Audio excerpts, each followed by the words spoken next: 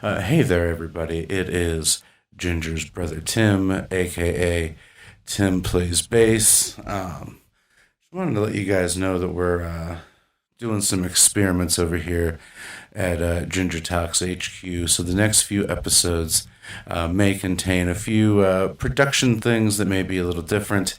A few things that we're working out. We're still sorting out some kinks. But we're going to be trying a few things over the next few weeks, so bear with us if cuts feel funny or if anything else like that's gone on. That's totally on me, except for the goodbye on this episode. Ginger managed to cut that off as she was signing off. But let Ginger and Druid know what you like, what you don't, and bear with us as we work a few things out. Enjoy the show. Welcome to the GingerTalks Podcast with Ginger Snap 67 and Druid Knowledge. Here's Ginger. Hello, everybody, and welcome back to the GingerTalks Podcast. My name is Ginger Snaps. Joining me is the wonderful Druid Knowledge. Druid, how the fuck you doing today? We are coming in hot from Birmingham, UK. It's Druid Knowledge on Ginger Talk. And that's all I've got. It's been okay. Middling at best. I was at a work-related meal before joining the recording today. So I've been pretty much practicing my small talk skills all evening, so I'm expecting to be well lubricated for tonight's recording. Fuck yes. Here we fucking go. I mean, there's not much else in the craziness that I wouldn't, it's very much what I expect. It's been a crazy week in my world, so I'm just like fucking, all right, let's do it, man. Let's just fucking do it. Yeah. Yo, there's nothing like coming in hot to a recording. I mean, here we are. By this point, people have been listening to season 3 for maybe 4 or 5 weeks. Yeah. I'm losing count. Not got a release schedule yet. Shh, it's fine. It's fine. Everything's fine. Yo, if you are wondering, this was recorded last week, okay? Fucking get on my case. Yeah. It's great to be. I'm so fucking happy to be back. And we have a new guest this week. Joining us is someone who his name has been kicking around in my head for a long time to have on, and I just never fucking messaged him because I'm a piece of shit. Joining us is Tin Man. Hey. I was like, wait, like his voice has been knocking around in my head for some time because I am actually the cowardly lion. God damn it. And I'm so fearful. And a podcaster. And It's okay, kitty. You're fine. Boy. Yeah, we'd like to welcome John Wayne to the podcast. Hey, pilgrims. How's it going? Oh my god, that's so good. we literally just before we hit record on this thing, I was admiring Tin Man's dulcet tones, and honestly, if you, the listener, aren't like weeping from the inner sanctum of your ovaries, I mean, I don't know, I don't want to fucking know, because it's like fucking melted chocolate. How do you maintain that? Lots of milk for the vocal cords. Just drink the milk, kids. See, you're not the only person that I know that's just like, I drink lots of fucking milk, and I'm like, okay, what? Milk's I don't good for the body. I don't like milk. I can hear that. I can hear that in the tone. It's fine. It's fine. I respect you and your decisions, but Thank you. Yeah, a lot of people don't like milk, but it's delicious. I read an article on just this the other day, and it was talking about how many movie villains drink a glass of straight milk. Oh, And when you think about it, yeah, that is totally a thing. So think like Hans Lander in Glorious Bastards asked for like a glass of milk. It's like more common a trope than you realize that there's some kind of drinking straight milk is like seen as being like psychopathic in some way, and that's Interesting. coded into cinema. No. Yeah, Fuck. $100 billion. I don't know. I kind of like that because, like, I generally in films I like the villains. Like, Yeah, I secretly rooting for him almost every time. You what? No. Yeah, it's because everybody roots for their heroes, right? Everybody's rooting for their heroes. I just feel bad for the villain, you know. I'd like them to see him win one, you know. Thanos had a point, y'all. I mean, he kind of did though. Yeah, he's just an industry plant for Antifa. Oh, Yeah. gross. Out Yeah, there. sorry. And that was Druid Knowledge, everybody. Good night. I Cut his mic. fuck. Yeah. Sorry, podcasters. It's a weird time to come out as a truther. But here we are. I actually heard the most catchy tune about 9/11 the other day from a 9/11 truther. Oh God, there's so many. Oh my God. What was it? 9/11, 9/11. What went down is Building 7. It's actually like more catchy than it has any right to be. So Right. I found myself actually singing it on the bus earlier today.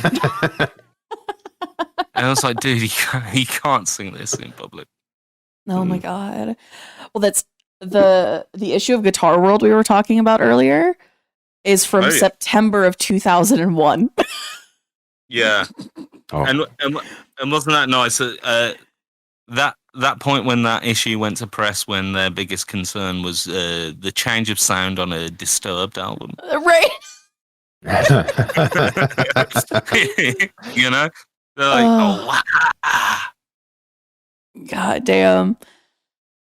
Yeah, I fucking conspiracy theories, man. I love the more that we talk about like conspiracy theories and conspiracies and shit just randomly throughout episodes. I love it. Yeah. I guess some really good ones. Oh. I can't think of any off the top of my head, but like I've heard some doozies over the course of my life. I wish I could think of one. One of my favorites is that Avril Lavigne is not Avril Lavigne and has been replaced with, fake Avril Lavigne, I guess. Yeah, so she's been because like why? Where's the benefit in 2022 of pretending to be Avril Lavigne? Mm-hmm. Yeah, I don't know.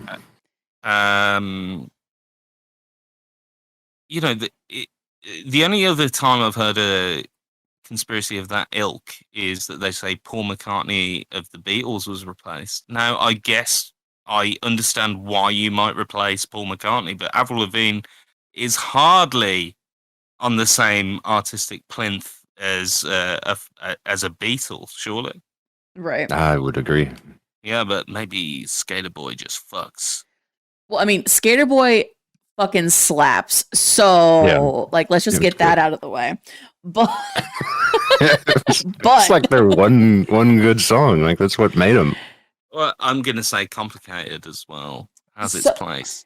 That entire album is, I think her first like 2 studio albums were pretty fucking good. But after that, they kind of got a little weird. Which I mean, shit happens. But yeah, well, Also, imagine this. Like, picture the scene. You've been planted by like some kind of governmental overlord, like society, to pretend to be Avril Lavigne, and then you find yourself with no career for 10 years, and then finally you get your moment when you can guest on a Machine Gun Kelly song, and then you've got to ask yourself, was it really worth trading in my whole identity where I just worked at a Whole Foods?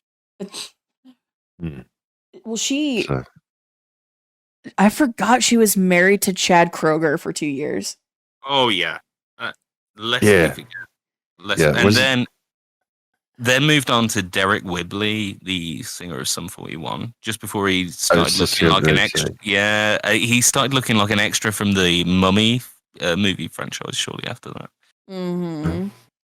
Well, I mean, so she's been releasing music like consistently. Nothing as good as like after the Best Damn Thing album. Like a lot of her albums like kind of trickled off in the wave of like the Lady Gagas and stuff.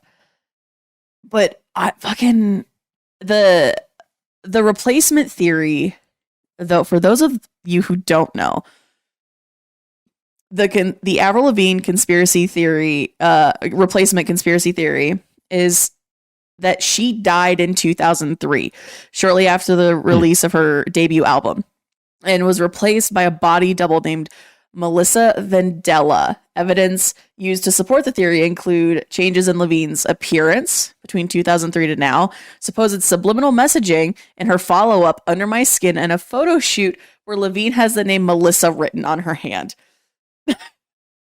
Okay. Like- that's irrefutable evidence. I It's don't absolutely- think we can debunk that.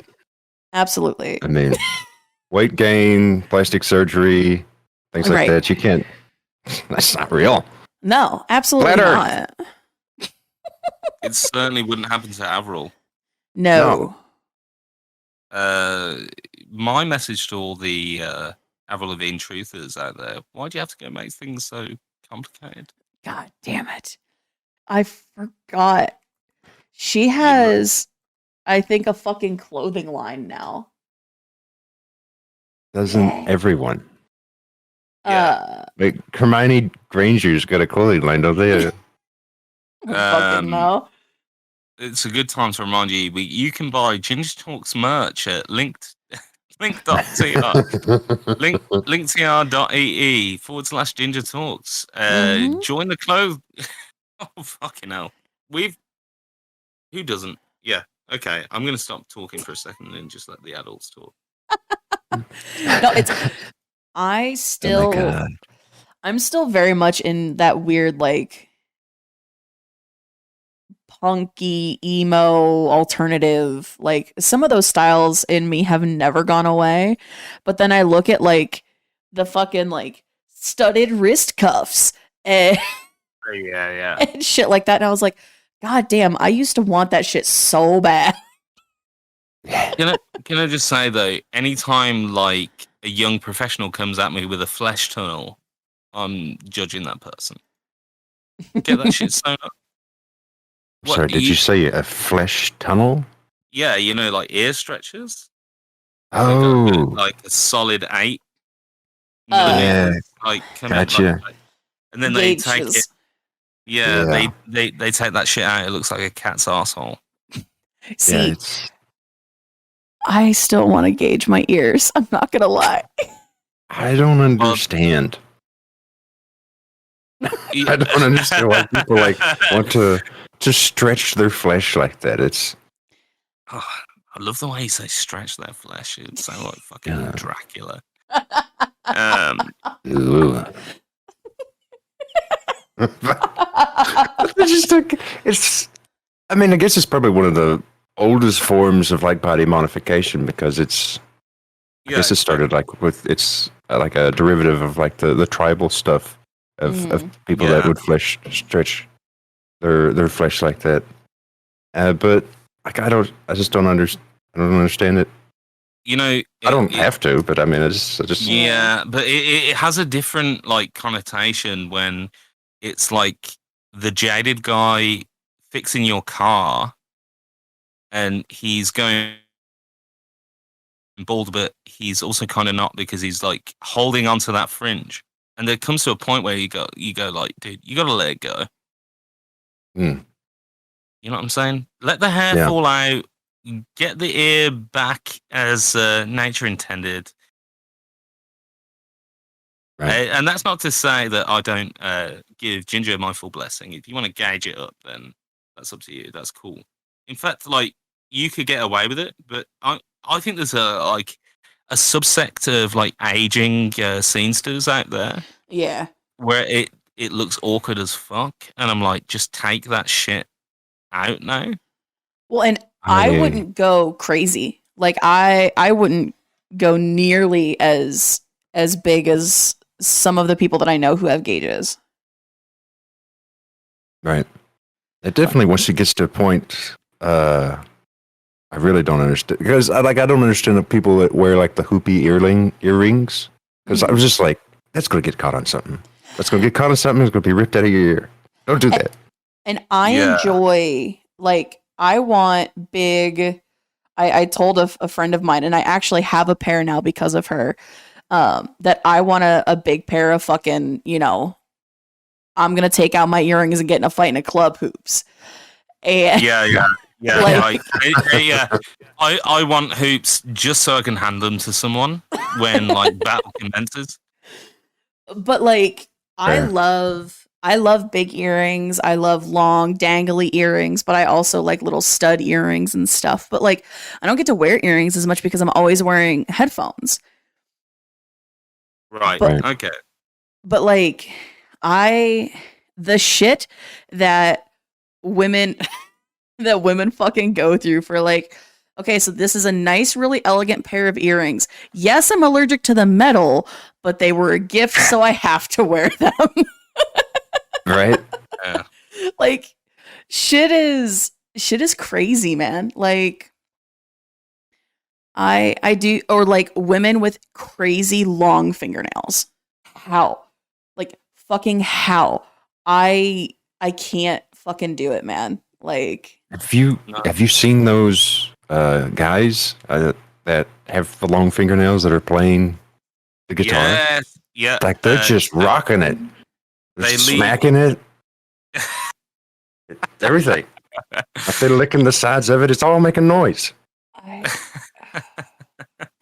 It's a living organism, my friend. It is. My guitar teacher, I only went for 2 lessons with him. For just this reason, he didn't cut the fingernails on his right hand, but he did on his left, so he could fret with the left and pick with the right. Whoa, dude, insane. Just buy a guitar pick. People at home. It's okay. it's and like, the thing is, like, Dolly Parton always played guitar with long fingernails and she was able to do it with plucking and stuff, but that's also playing like acoustic, because Dolly doesn't, you know, fucking wail on an electric guitar with a giant pedal board in front of her. Right. That would be awesome, though. I'd love to see that. Oh my god. So Just fucking great. Imagine that, like, islands in the stream. This is what you wore. And she's like, welcome to Dollywood. Hello, Welcome, Dollywood, y'all. Welcome, Dollywood, y'all. Let me fucking y'all. She has fucking crazy long fingernails for playing guitar. I can't. Holy shit. Good for Sorry. back scratches, though. I mean, I had an ex-boyfriend that would literally take me to get my nails done so that I could scratch his back. That's fair. Back in my days of biting my fingernails all the time. Okay. Right. What's he, Jeffrey Dahmer? No. What the fuck? I want to come back to my apartment and scratch my back for $50. No. No, it was like, hey, you want to go get your nails done? Oh, those look nice. Hey, you mind scratching my back real quick? Like, not creepy. I don't know why you went creepy with it. I think it's a creepy request. I think it's a creepy request. Like, Oh, yeah? Yeah, he's getting that sweet HJ, and then he gets the involuntary circumcision. No. Shit gets knocked. No. What? Oh. Oh. Sorry. That was really, that was not cool. I'm sorry. The involuntary circumcision. Involuntary, he's getting that sweet HJ. He's like, I'm gonna complete. And there it is, like, fucking damn manicure right down the vein. Ugh. No. No. No. No. No, at all. All the no's. Just all of them at once. Yeah, I'm so sorry. I'm also like really ashamed that I use the term HJ, which just makes me look like I'm some kind of porn addict. I'm not. Let's sit there. Awkward silence. It's fine. It's fine. So if people hadn't put two and two together at this point, I'm gonna circle back around to part of the intro. Tin Man and I know each other because of lava. Who? Smart ass. See, you could tell that they're fucking friends. I don't even know this person. Lava monster. Oh yeah. Yeah, that guy. Yeah. Lava. Because I can't remember how I came across lava way back in the day, but somehow like lava, the whole me getting to know lava, and then interacting with Tin Man, and then I'm like, well, this is fantastic. There's some great people in this group. And then I've just been like creepily just sitting quietly in your chat while you play games, or like I like the wizards just sit there and watch. Here it is. It's like, holy shit, there's two of them. Yeah. Yeah, exactly. Yeah, dude, Jesus Christ. Yeah. Yo, I'm quite happy for there to be two of that fucking setup. Lava's a stand-up guy. Yeah. Tin Man, we haven't had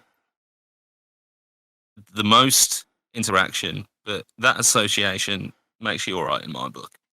Oh, thank you. That's cool by association. Yeah. Well, because we were talking about, potential guests for the pod, and I was like, nah, this motherfucker would be down. And then 100%. Then I was like, oh, son of a bitch, I keep forgetting to message him. Hey, buddy. I remember it was like months ago that you had like sent me a message about I've got an idea of something that I'd like to run by you. And then nothing. Yeah, it was just like months later. I'm like, well, I guess they thought about it. Whatever it was, they decided not to go with it. Yeah, I'm fucking so bad at like, hey, I have this idea for this thing. Let's do this thing, and then like shitting the bed and actually doing it. And if I were in charge of the guests, I mean, we would have King Charles III. All right. Every week, because we all know each other, the British. Yeah, I've heard that. Oh yes, I go fox hunting with the lad. That's fantastic. Oh fuck. So my job this week has been filming, like I mentioned earlier, and it's wake up at 7 a.m., get out of bed, get ready, and go to my boss's apartment, set up to film, and it's do all these things, do all this set stuff, setting things up, boop, boop, boop, boop, boop, and then hit record, and then I sit there for 30 minutes and then get up, do a few things, sit for another 30 minutes. But the entire time I'm watching 3 different cameras, watching her audio, like I'm doing all of the things. So mentally I'm exhausted. Physically, I sleep maybe 4 hours in a night. Oh, and shit. I'm like, so I get on stream and I'm like, hey guys, what's going on? I will fucking destroy you. What did you say to me? I love you. I'm so sorry. I need to get the fuck out of here. Like, yeah. I tried to bring the same level of stability to my teaching role. Oh, I'm sure it goes over great. Oh my God. Well, funny enough, I had someone tell me that it's like being taught by Doctor Who, which I'll take. Depends which Doctor Who. Yeah, well, that was my first question. I don't know, the whole fucking lot of them, mate. I think it's that sense of colourful whimsy. Right.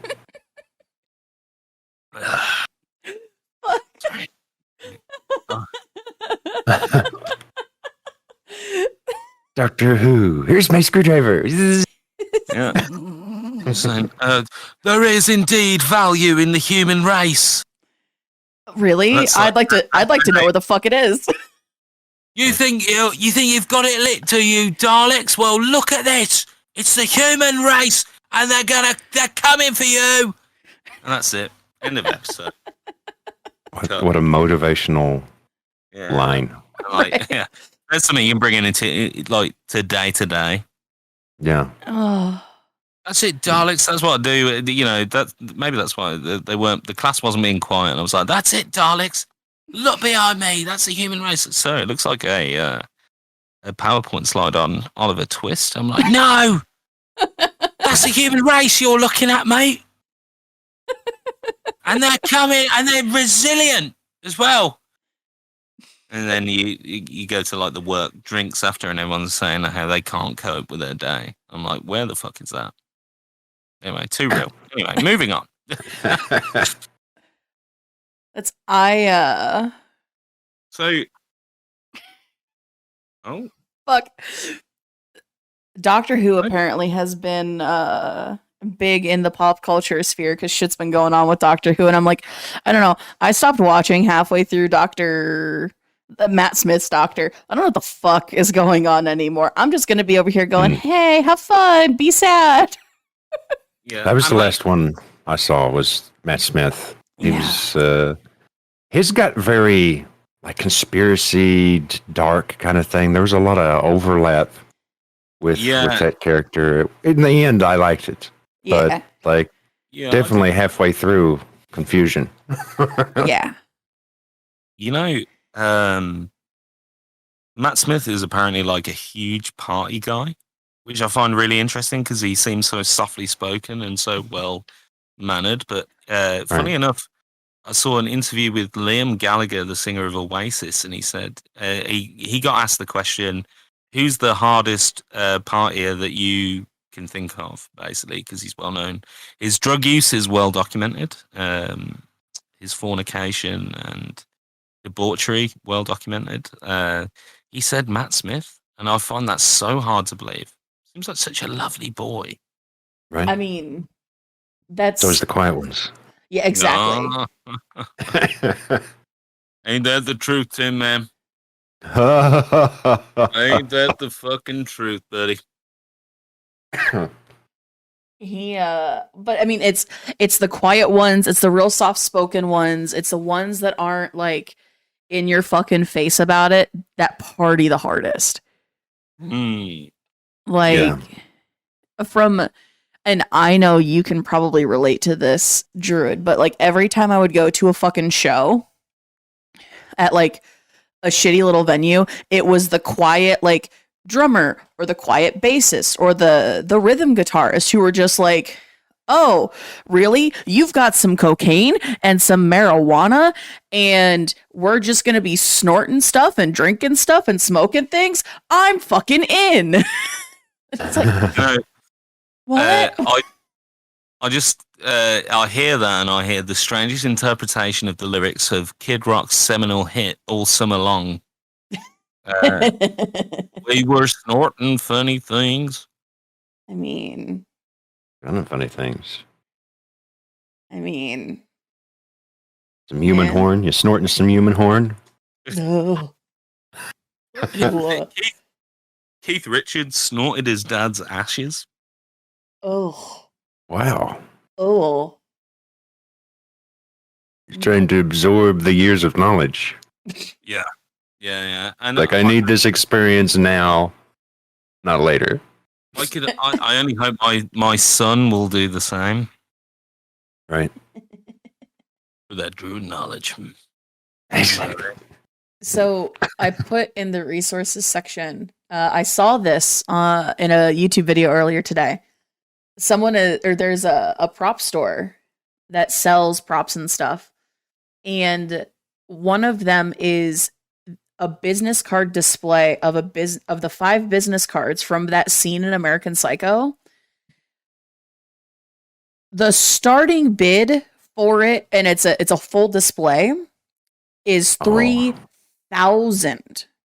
Oh my god! Oh. Estimate value of $6,000 to $8,000.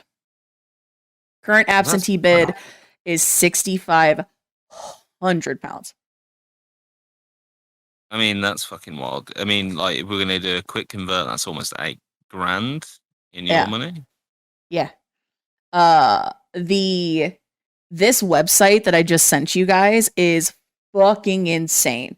Memorabilia, movie posters, prop pieces, set pieces, like entertainment memorabilia live. There's a live auction, and they're auctioning off like the hoverboards from Back to the Future, like the original. Oh, yeah. Yeah, that's so cool. Star Trek Discovery. Nobody's gonna want anything. Nobody wants that. Nah. That leads me on to an interesting. If you could buy one piece of movie memorabilia, money's no object, what would it be? Ooh, I don't know. I think it would have to be the DeLorean from Back to the Future. Yeah, that's fucking yeah. Because I definitely would want to cruise down the road with that. A little flux capacitor over my shoulder. That's solid choice. There's I was listening to an album a few weeks ago.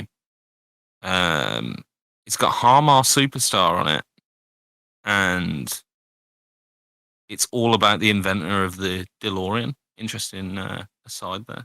About how much cocaine and hanging out with Michael Douglas he did, which I just fucking love. Yeah, there's like a song in it. The chorus is like, "I see my reflection in Michael Douglas's mirrored sunglasses." I thought that's just a fantastic chorus. Happy to share it with you both today. Oh my god.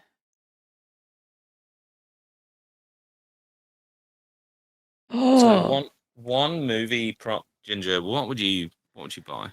I would buy the door from the Titanic. Oh god. Oh, you just float into live. Mm-hmm. Yeah, just throw it out on the pool. Yeah. Fucking dead boyfriend not included. I was gonna say we would we'd float. I know it would float. It's fine. Yeah. So the link I just sent has a very special callback for Druid and I. Oh god! Yes. Dusk Till Dawn, Sex Machines Codpiece Revolver.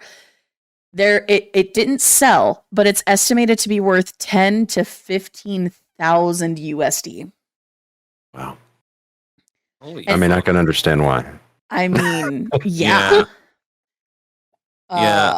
With my long nails, I'd really have to be really careful around that.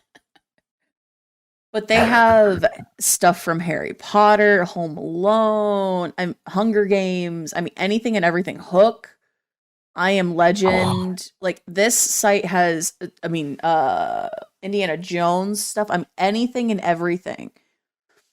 They have so many. It's just all props and memorabilia. Like, and it all sells for insane amounts of money. Yeah, and if you worked at the studio, come on. You're not selling that, really? You don't give a fuck. Yeah, there was one of the motorcycles from the early Power Rangers. Oh wow! Oh my god! Yeah, now I think of it, my prop would be the fucking 1960s Batmobile. Mm-hmm. Mm. Yo, that's a fucking slick car, man. Yeah. Yeah. The wings and the tail lights, awesome. Pretend Yes, I know I mean, you could anything about cars. Probably make that. I think I've seen a YouTube video. Somebody like actually they took all that foam stuff and they shaped it and colored it and they just like remade the car. You could definitely remake the car a lot easier than you could just buy it. Right. Yeah, right.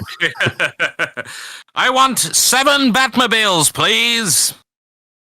We've told you, Elon, this is a Best Buy. Go home. Right? Fucking Elon's fucking crazy as shit. Well, they even have like the costumes. Like Keanu Reeves' jacket and shirt from Speed. Oh my god. Mary Jane's outfit. Let's see. I definitely wouldn't fit in a Michael Keaton Batman costume. I know that. Right. Is he like a small dude or a big dude? Oh, he's very small. A Batman, though. Yeah, he was the tiniest Batman, I think, to date. Really? That'd be such a good like kids book, like first read as the littlest Batman. No. It's like Sylvester Stallone. Sylvester Stallone's a very kind of tiny man. Yeah, I saw his handprints outside of Planet Hollywood. Yeah. And I remember placing my hands inside them, or trying to, thinking like, this guy can punch his way out of a box of Doritos, man. Like, have to gnaw on them, like, delicious. Adrian. Cool Ranch is my favorite. This bag of chips is like so huge. Am I right? Yeah, that's very good. God. We know he's a listener, so I'm sorry, Sylvester. Nah. He's, second favorite, Sylvester. Sucker and succotash. Why do Sylvesters always have like difficulties with speech in pop culture? I have no idea. Like, what's that all about? Because the irony of it is that Sylvester is the hardest fucking name to pronounce when you've got a speech impediment. Oh, Sylvester, and he's like, Sylvester Stallone. But you could call me Sly. There's just too many S's for people named Sylvester. Sylvester. Yeah. They throw in a Y and I think a V, and then Sylvester. Yeah. It's just it's like running it through the garden of the alphabet. Just grabbing a little bit of every letter. Yeah, it's like the Welsh language. It's like where the fuck are the vowels? I'm gonna take some very commonly used letters, and then the rest of the letters that are never used, I'm gonna put them in the garbage disposal and see what spits out. Right. Sylvester. Sylvester. It's not how you're born, it's what you do with it, okay? Well, and I think of like, so I'm really heavily debating taking up boxing, and I can't think about boxing without that voice just rolling around in my head. Of course. And I hate it. Yeah. That's when you take up boxing, I want you to just imagine me in this podcast recording just next to you, going like, Well, you gotta take the rough with the smooth, buddy.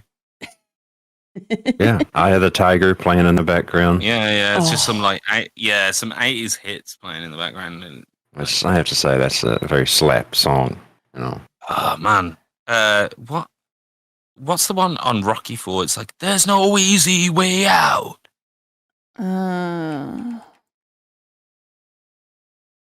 It's surely called "There's No Easy Way Out." No Easy Way Out. I was going to say that. Yeah. It's actually a great scene. Rocky gets into a fight with Adrian and then goes into his sports car and drives through the night in a pensive manner, thinking like, I'm not sure of the decisions I've made up to this point.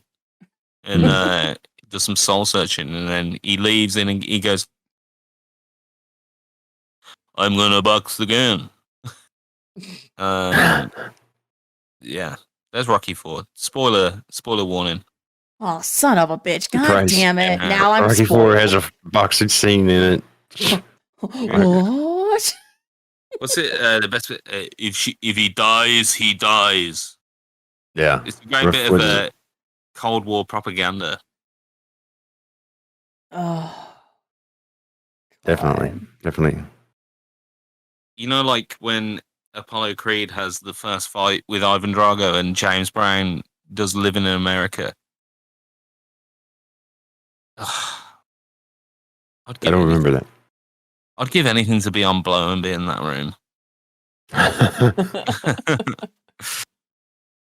Another great one was the best. I'm the best around, or you're the best around. Oh yeah, you're with the best. Karate Kid. Yes. Sweep the leg. Sweep the leg. Yeah, over here we're still like, sweep the chimneys, governor. Still a bit of Mary Poppins going on over there, huh? Oh, well, yeah, we can't shake it. It's part of the national identity. Ever since Brexit, we're fucking always having to sweep chimneys now to get through the cold, hard winters. So that's fine.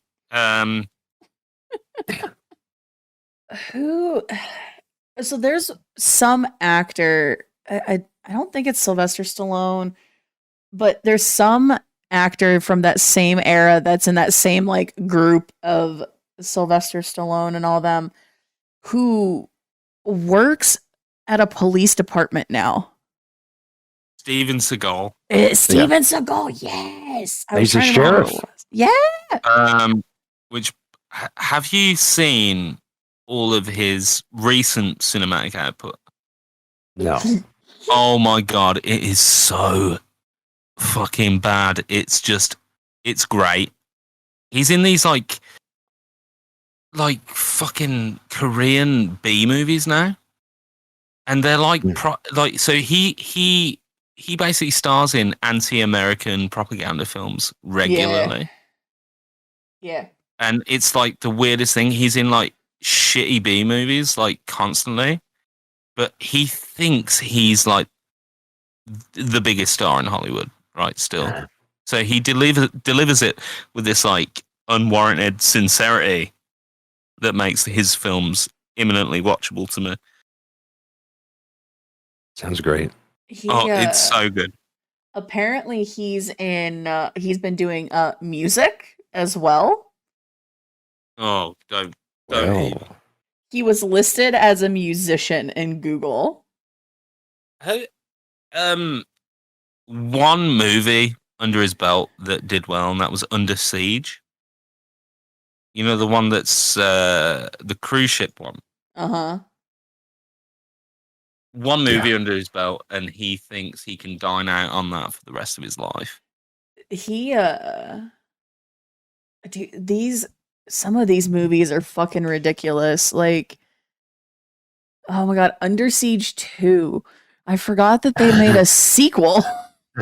I mean, yeah. Well, I mean, like, why bother?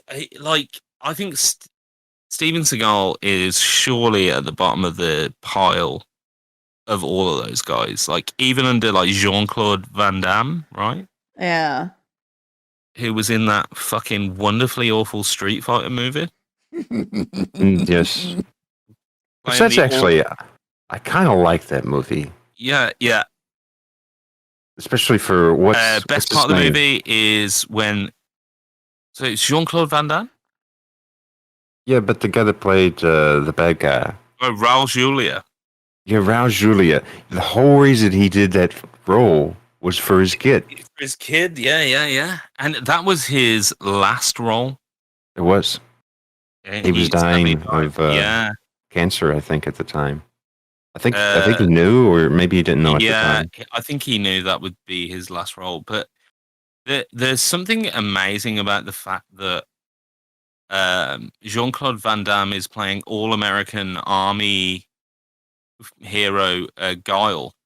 He's like such a thick Brussels accent. Yeah. And then who else is in that movie? Kylie Minogue. Oh my god. Plays Cammy in that movie. Haven't heard that name in a minute. Yeah. I'm spinning around. Cammy was always my favorite. Just not creepy at all.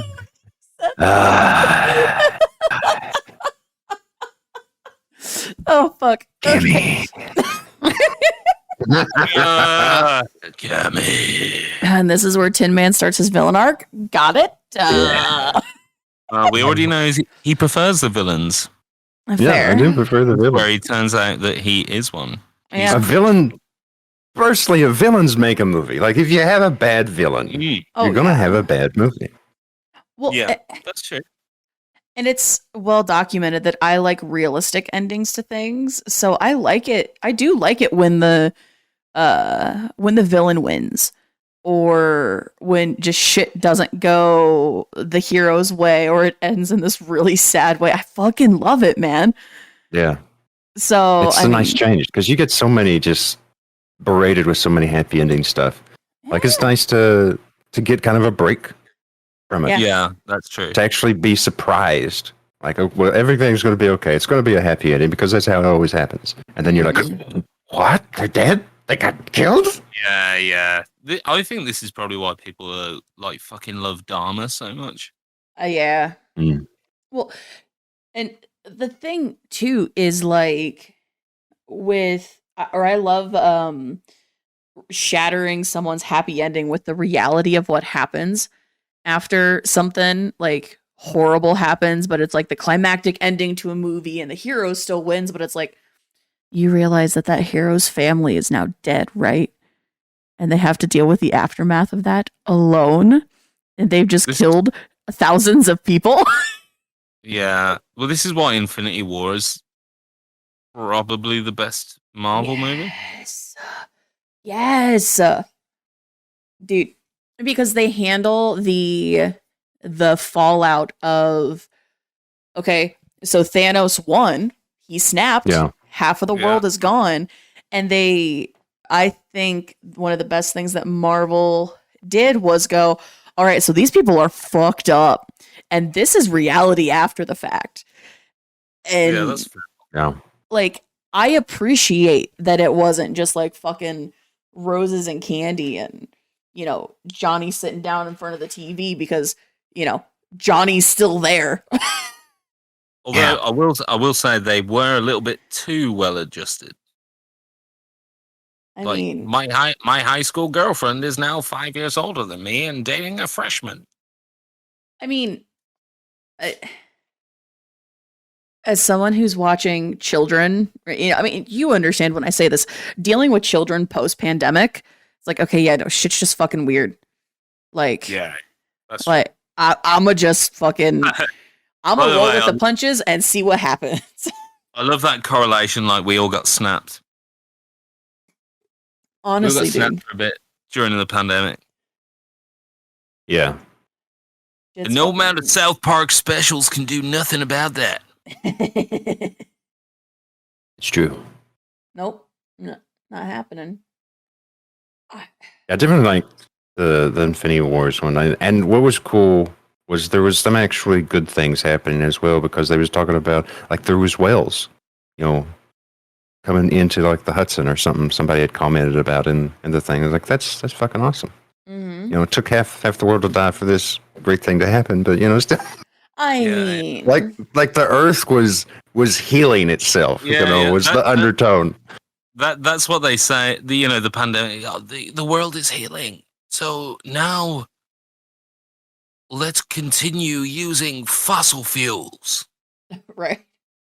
Yeah. Take on the space heater.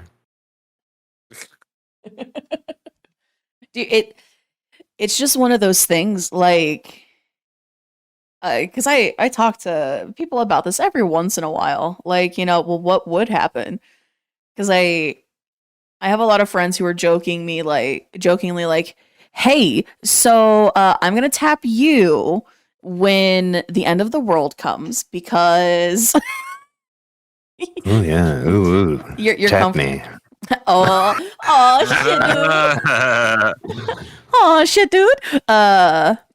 But like it's the like I have experience shooting guns and I used to go camping a lot. Like I'm not like completely helpless. But like the fucking world just truly shuts down.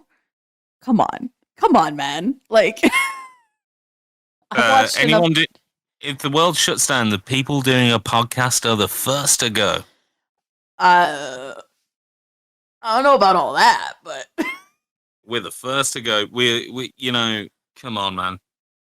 We need sponsorship. We need sponsorships and raw deals to just get through the day.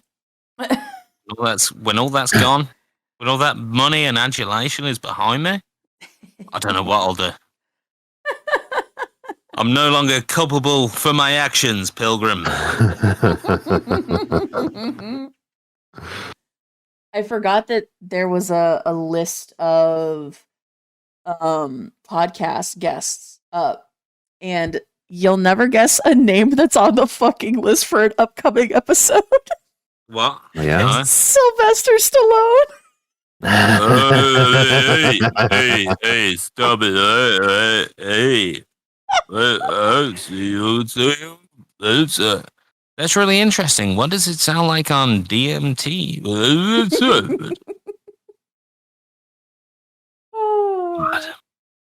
Poor Sylvester.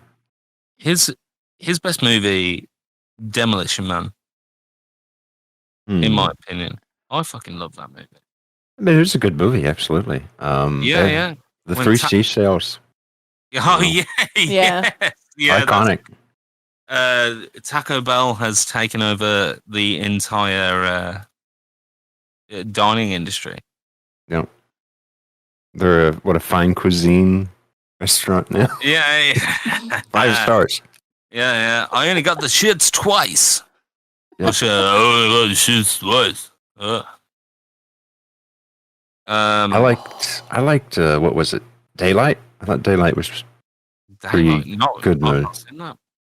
Oh yeah? It's like an accident. There's a flood of some kind, or it's an earthquake. An earthquake happens and collapses a tunnel in New York, and a bunch of people driving through the tunnel get killed, and the survivors are trapped in a little section. So he has to go in to extract them, to get them out of there. I'll put that on my watch list. I mean, it's maybe not as good as Demolition Man, but I think it's definitely one of his good movies. Yeah, I do like Rocky, the whole franchise, even when it's at its worst, right? Because the pacing of the Rocky films is such that it makes you feel a way by the time it's over, regardless of how shit it is. Yeah. Yeah. And I do like Rambo, but I was never a big fan of Rambo personally. Like, I never really got into it. I liked Rambo 2 just because it reminded me of Metal Gear Solid. Yeah. Kind of had the look, the bandana and everything. Yeah, and even when like the torture sequence and there's a lot of strange parallels there for me. Yeah. I can see that. Snake! Yeah, Snake! I fuck me. I love Metal Gear Solid. I was gonna say Yeah, that's it's one a good series I haven't actually played a whole lot. I don't think I've ever Really? actually played. Yeah. Really? Yeah. Yeah, they should That check was it out. Yeah, I mean, we're so far out, like, after the fact that those events at Shadow Moses might just make you feel away. That's So- true. It probably hit different today than it did at the time. I was making the point just the other day. Metal Gear Solid 2 rings more true today than it did when it was released. Yeah. It was one of my least favorite though. I still liked it, but it was my least favorite. There's a whole like philosophical and academic discussion around Metal Gear Solid 2 that has prompted about 1 million long form YouTubers to talk about it and has made me reconsider what the game represents. And it's Yeah. actually a lot. It's actually just a really it as a game. It's too smart for you to enjoy it on the level of it just as a game, but as a piece of media, it transcends something fucking wild. Yeah. Yeah, I could see that. Like if you, and lest we forget, it mentions memes and was released in 2001. Mm-hmm. The central theme of Metal Gear Solid 2 is memes.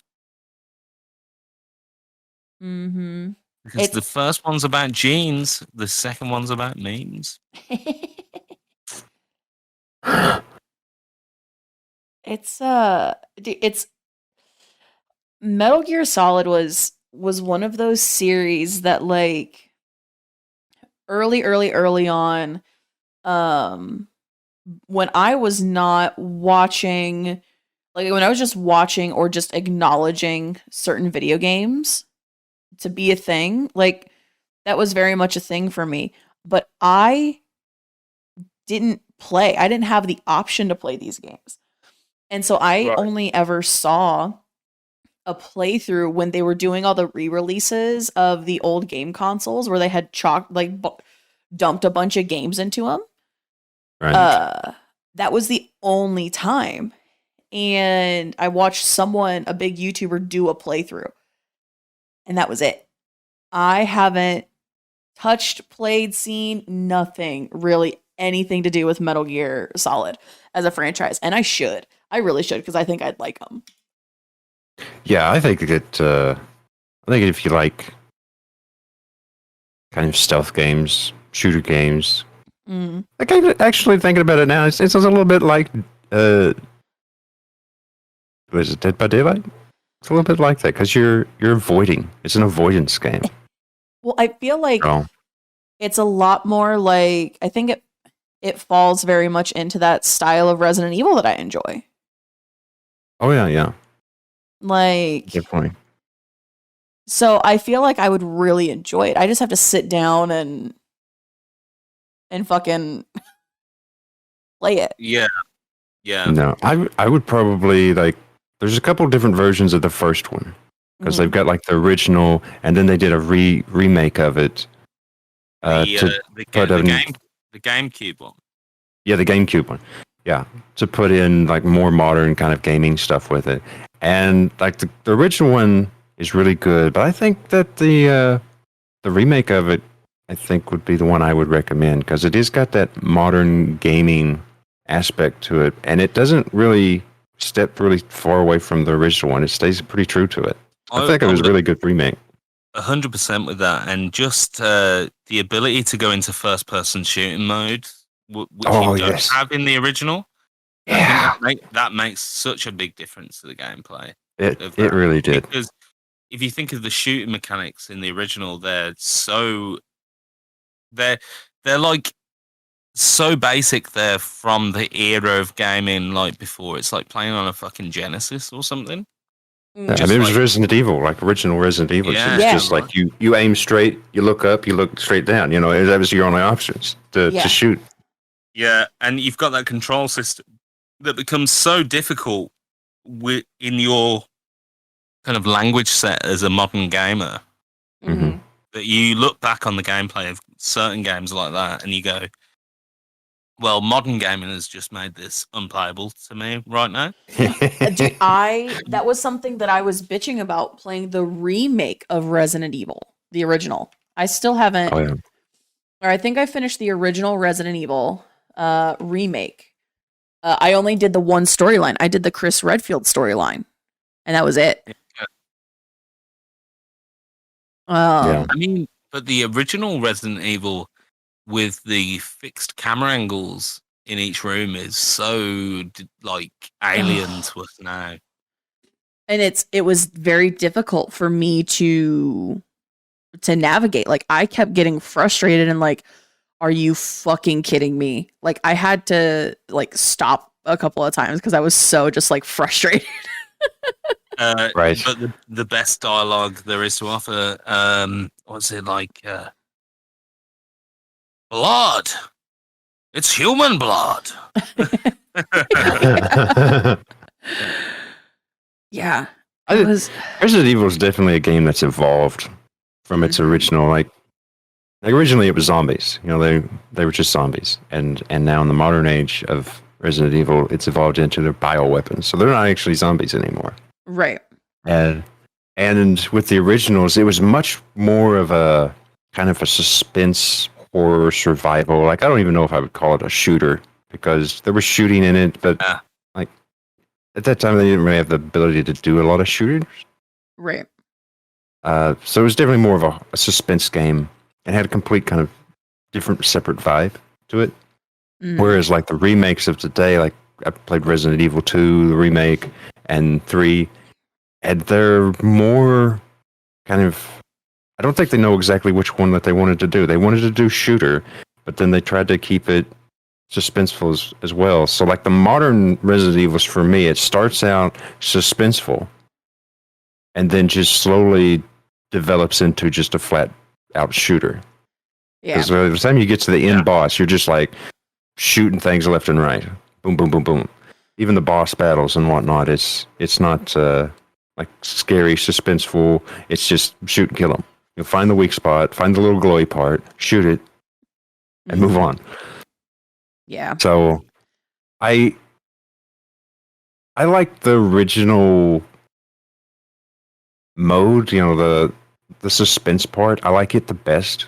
Mm-hmm. I don't much care for the shooter part because I don't think the mechanics of the games really do well with the shooter. Yeah. Like Resident Evil 7. Really loved the first half of the game. It was great. But then once you get to the part of where it's transitioned into an outright shooter, like the shooter mechanics isn't super great, so it's kind of like playing a bad shooter. Right. Where you're having trouble moving around and navigating. Because you're not able to do like the jump and the slide that you're used to doing with shooters, but it's definitely got kind of that feel because there's just bad guys popping out of every door. Mm-hmm. But you still got the low ammo count. Right. And it's just, I don't know. I find the later halves of the modern Resident Evil's a bit annoying. Personally. Fair comment. Yeah. This is why, you know, the Silent Hill game that Hideo Kojima was going to do looks so good because it was like, you know, horror and terror are two different things. Mm-hmm. And horror is like slow creeping, like dread, and terror is like in your face, like blood curdling shit. And horror is so much scarier than terror. Just that feeling of unease. Mm-hmm. And yeah, I lament that game not going forward actually, because that looked like it had that kind of suspense down to such a well-crafted art in a way that games just don't do. And it's such a good medium to do that. I know the game you're talking about. It didn't get made, but I think a lot of it ended up going into a game called Visage. Yep. Right. Because it's got a lot of the same kind of mechanics and whatnot. And I played that game. It was really great. It was a really great horror game. That is that game made the rounds a big deal, a bunch recently actually. It had a big resurgence on Twitch. I think I played it about about that time when it was popping around. I was like, oh, what is this game? And it hit my radar, and it was a wonderful horror game. I highly recommend it. I'd like to find a way to play E.T., which was the demo. Yeah. Because I know there are people who've like found it and are able to play it, but I don't know where people are finding it. Right. Because it was that one of those games that you went through basically a loop and details changed every time. And it was Hideo Kojima and Guillermo del Toro. Yeah, correct. Like, that's a good combination right there. Well, and Yeah, right. Kojima and del Toro both did Death Stranding, which Right. I want to play, and I understand that so many people call it, just a walking simulator, but that game is fucking beautiful. The motion capture and the messaging behind it and the music and everything. I thought it was a great fucking game. Yeah, it looks. I never got to play it yet. I do want to try it, but it looked beautiful. I tried it now, and I'm someone that likes unorthodox kind of left field games more than formulaic ones. It's hard going. Like, it's not an easy game to play. Mm-hmm. And I wish I'd played it a bit more because I didn't get that reward out of it. And that's out of like 6 hours. Yeah. So here's the thing, like, I wanted a quicker reward from it than I got. Mm-hmm. Which I think is like fair enough. 6 hours is a long time. Yeah. It's one of those. But I also feel like a charlatan saying I don't like it because it almost, you feel like you have to like it. With any kind of Kojima game, there has to be a lot of commitment on your part because they make some very odd, storied, very kind of symbolistic kind of games. In my opinion, like, it's not going to be a straightforward story, right? If you're involved, it's going to be a twisted path that you may even miss large swaths of understanding with it. Here's the thing, though. It's like I wanted more of the story and less of the gameplay. Yeah, because the gameplay had a tendency to be a little frustrating. Especially when you're like, I've got to traverse this. And I was loving the story and the presentation and so much of it. And that was the issue. And I'm someone that can enjoy, like, kind of those barriers normally. But there was a thing with Death Stranding where it was like, I feel there's a piece of the gameplay puzzle that I'm not getting. Mm-hmm. Which I wish I'd enjoyed more, but I don't. It's one of those things, and it's just like, I can tell if maybe I'd put in a couple more hours, it would have been my jam 100%. But it was just outside the comfort zone where I was like, I'm not getting enough reward for the kind of work I'm putting in consistently on this game. Right. I get that. Like, and that's not to put anyone off because I think so many people got so much from it. I think because Death Stranding came out right before the pandemic, and I don't think there could have been a better time for a game like Death Stranding to come out because you have so much back and forth, so much quiet time, so much just struggling with mechanics or whatever. You have so much of that time, especially going into the pandemic. Like, just because there's so much surrender. It's such a beautiful fucking game. I was put off slightly by the Monster Energy drink branding. Yeah, that's fair. I was like, so you can literally like regain health and stamina by drinking a Monster energy drink and listening to Bring Me the Horizon. And I was like, okay, this is getting a little bit fucking. Oh no! I feel like anytime that the character went into those little rooms, there was a rest. Like it was just like a huge advertising pot. Like it was just everything in there felt cringy. I think they had to some of it. Yeah, and it's a left field. It's a left field title with lots to explore that I haven't explored. So my review of it isn't very true. But there's so many games that I've played with difficult points of entry that I've got a lot from much quicker. Mm. So I don't know. For what my take counts, and I realise my gaming takes mean nothing to anyone in the community. But yeah, I found it a difficult one, and I really love everything else. I even like Metal Gear Solid 5, man. In all of its unfinished glory, the gameplay on that fucking thing was really good. I haven't played 5 personally. I played all the way up to 3. And that's as far as I got on Metal Gear. 3, but I mean, I've never played 4.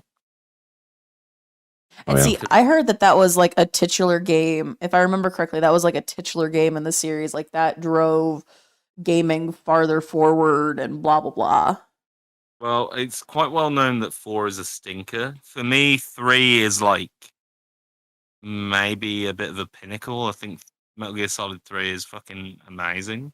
Yeah, it was. Maybe I'm thinking of it as a turning point, but just not in the way that, like, that it was. I remember it had a lot of press and a lot of talk. Maybe one of my favorite YouTube videos is this guy, Steak Bentley, does a 4-hour review about why Metal Gear Solid 4 sucks, and he's totally right in every instance. 3 was great, and I think it did introduce a lot of new things, at least for the series. Because you had, like, you were outside for one, and that was completely new, because usually you were like in an urban combat setting, you know, hiding in lockers or stuff, hiding under a cardboard box was completely common. Because there were cardboard boxes everywhere too. And just a box. Yeah. It's just a moving box with legs. Ignore it. It's fine. Yeah. But you had like camouflage. You could hide in certain areas, you know, that had like foliage. But not only that, but you had to have the right camouflage on you, wearing it, to blend in with it. And that was big. Yeah, it was so good. And even like just bits where you can have fun, like where you dressed as was it Agent Rykov, man? You could just go with a mask, that looked like the commander of this base, and you could punch people in the balls. Yep, that was funny. I spent hours at my friend's house just like having fun with Metal Gear Solid games because they were just underneath all the complexity. They were just fun. Yeah. Yeah. Something I didn't get from Death Stranding, but that's okay. Well, so I was looking. I forgot that Troy Baker was in Death Stranding, and Troy Baker is a phenomenal voice actor. He plays Joel in the Last of Us franchise. He plays what's his name in Uncharted? Not Nathan Drake. So was he Nathan Drake or was he? Nah, I don't know. I've never played. No, Nathan Fillion was the main character in. No, Nolan North was. Hold on, I've got Google. And welcome to your podcast. So We don't know anything. I'm pretty sure Nathan Fillion was something to do with Uncharted. So they wanted him to play in a live action, I think is what it was. Oh, okay. Main series, blah, blah, blah, blah, blah, I don't care. I want characters. Nolan North plays Nathan Drake.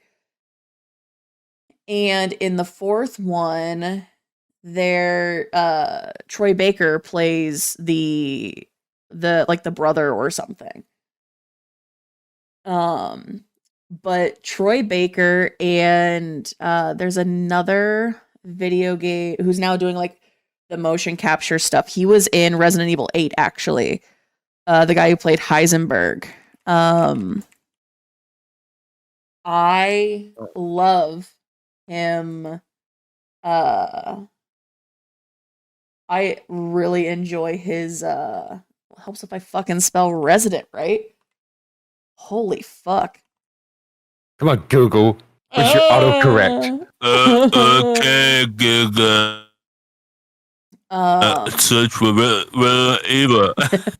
So Neil Newbon and Troy Baker. I absolutely fucking adore them. They're great voice actors. And Neil Newbon also was Nikolai in Resident Evil 3. He was he voiced Heisenberg in 8. He did Detroit Become Human. Like, they're both great voice actors. And now that they're doing motion capture for all of these fucking games now, like, they're using the actor's actual likeness, which is super fucking cool. Like, right. Troy Baker in Death Stranding, just phenomenal. Like, I have huge respect for voice actors because there's watching a voice actor who's really good at what they do, they move and they like you get the motion and the movement behind the voice because they're actually doing motions and movements in the recording booth. But then to see these guys actually be able to like actually motion capture their characters, I fucking love that shit, man. Like, right. I'm such a fucking nerd for it, and I don't even care. I don't even fucking care, man. Have you seen the footage of what's his name, Cumberpatch, doing the motion capture? Yes, for the dragon. Yo, I don't know if I could do that. That's like, me getting committed. That's me getting up in the morning. Yeah. Hope it saw you. Oh, fantastic! But he did a great job. It was a great sounding voice for the dragon. I think he did a good job. But like actually seeing him doing it, please no. In that fucking like morph suit, it looks like he's on a fucking stag weekend. Yeah. Well, there's sometime look up the video of The Rock recording his songs for Moana because it's so funny watching The Rock, the Dwayne Johnson, just fucking up there like singing and like it's just crazy. But watching the watching voice actors, I fucking love it. And like watching what their bodies and their faces and stuff do when they're like recording like screams and like yelling and stuff. It's crazy. I was surprised. I found out several years ago, but like Mark Hamill is actually a very popular and talented voice actor. I didn't know it was him. Yeah. His work as the Joker on the Batman animated series is perfect. He is the Joker. Like I remember hearing that voice and I was like, man, who does that? And eventually I looked it up and it said Mark Hamill. I was like, Mark Hamill? Is that a different guy? It's like I clicked the thing and it brought him up and he's like, that's fucking Luke Skywalker. You go on that IMDb. Skywalker's the Joker? What? Mind blown. you go on that IMDb and he's like, "Hello, bat." Yeah. Well, because I want to say he wasn't the, or he was the Joker in Under the Red Hood, which was one of my favorites. One of my favorite animated Batman. He's done it so many times. I mean, like, that was the thing when I played the Arkham games, just to see that it was Mark Hamill reprising his role. I fucking lost my shit. And Kevin Conroy playing Batman. Excuse me, I was wrong. It's the other really good Joker. John DiMaggio. No, the other actor that they have do the Joker's voice in a bunch of the Batman stuff. I've only really heard the one. So it's not Mark Hamill. It's not my Joker. It's not my Joker. Yeah, dude. Well, it's not my Joker. That's a good reference. What was? Oh fuck. Who was it? Well, that's like I grew up watching. Like, I watched all of the animated shows on like Cartoon Network and Nickelodeon and stuff, and they all had this chick named Tara Strong in them. And yeah. 628 credited works that have been released. She has 5 upcoming. Like, fucking workhorse. Grew up listening to her and not realizing until I got older, and I was like, are you fucking for real? This bitch does all of these different voices? Like, I couldn't fucking do it, man. She's very talented. Oh, I like about anything that she's in. Yeah. But any of her characters. Started her acting career at the age of 13. Holy shit. That's crazy. Yeah, like voice actors don't get a lot of credit because they don't get their face up there, and a lot of people don't read the credits. Mm-hmm. So I'm guilty of it. I don't do that. I read the credits. I read the credits and stuff, but I also like when I finish playing a video game for the very first time, I make sure that the credits roll when I'm and like just talk throughout the credits rolling of the game. Like, I'm one of those people where I'm like, nope, everybody gets, their recognition. Like, I want to make sure that these people, whether my small fucking community or not gives a shit, those people all worked on that game, I'm gonna give them the props. Right. Because I'm nice like that sometimes. Yeah. Friend of the people, Ginger Snap 67, everyone. Yeah. Starring Tara Strong, Phil Lamar, Troy Baker, and Tom Kenny. Bro, she has music credits on her IMDb. Just music? Yeah, from everything that forced her to sing when she was like stuff that she was in. Pageant mom shit. No. So like there's a song in the Powerpuff Girls or like they're like anytime the girls sing Rugrats Go Wild, she had to sing like her character's part.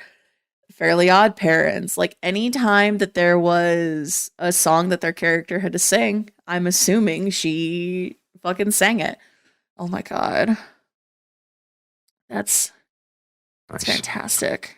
Sorry, I love IMDb. The listeners know this.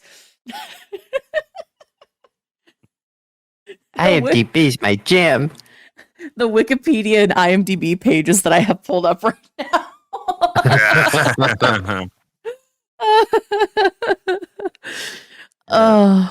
Well, do we want to do a little gear switching? I'm up for it. Okay. So we have some we're switching it up to some guest questions.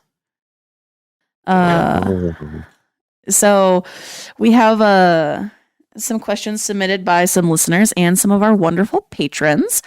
And I'll give the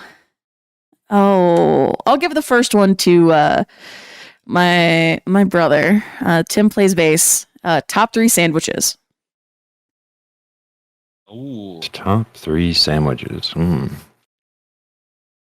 I think for me, one would have to be just your straight up peanut butter sandwich. Ooh. Classic. I like it.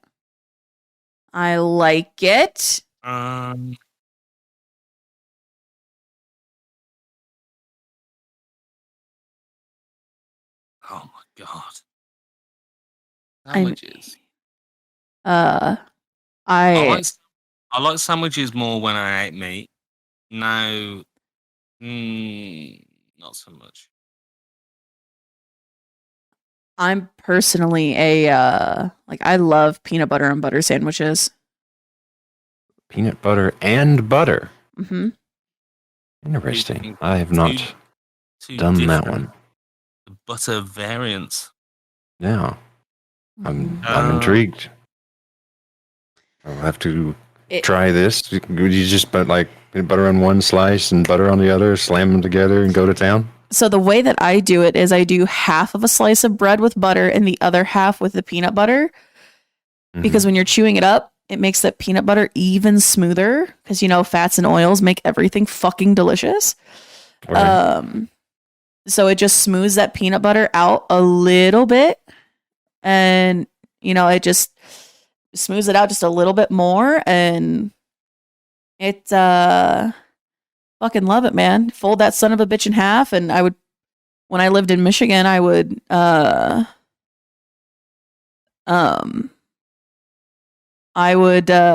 make 2 of those and walk out the door on my way to work. Yeah, I definitely like the sound of that. I'm going to be trying that right after. Fuck yeah. That's what I'm going to go do. That's the first thing. I don't know. Sandwiches are kind of just like a random thing. You kind of just like throw different things together to see what you like. Like, you throw some pastrami or, a big pepperoni, some ham, chicken, turkey, mayonnaise, like the big meaty sandwich. Mm-hmm. I can't comment on that anymore.